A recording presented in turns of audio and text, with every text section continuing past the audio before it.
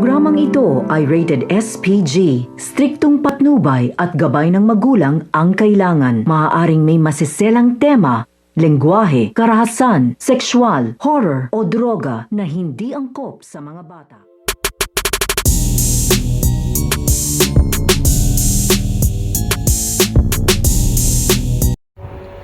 Sa pagsama nito nga ni Presidente Oscar dito nga sa kanilang misyon upang arestuhin na nga dito ito nga si Lily, si Lolita, dito nga si Armando, ay sumama nga dito ito nga si Presidente Oscar dahil gusto nga niya dito na siya nga daw mismo ang humuli o umaresto dito nga daw kay Lily. Kaya naman sa pagpasok nga nila dito nga sa bahay nito nga ni Lily ay magkakaroon nga dito ng pagkakataon na magkaharap ito nga si Lily at ito nga si Presidente Oscar, at sa kanilang muling paghaharap ay dito nga kakausapin ito nga ni Presidente Oscar ito nga si Lily na sumuko na nga daw ito upang pagbayaran nga daw dito ang lahat ng mga nagawa niyang kasalanan dito nga daw sa bansa. Pero ito nga si Lily ay sinasabihan nga dito ito nga si Presidente Oscar na hindi nga daw ito mangyayari at wala nga daw siyang parang sumuko o magpahuli dito nga daw sa kanila dahil magkakamatayan nga daw sila bago nga daw ito mangyari. So pakakaabangan nga natin dito kung ano nga ba ang mangyayari dito nga sa tapatan nito nga ni Presidente Oscar at ito nga si Lily.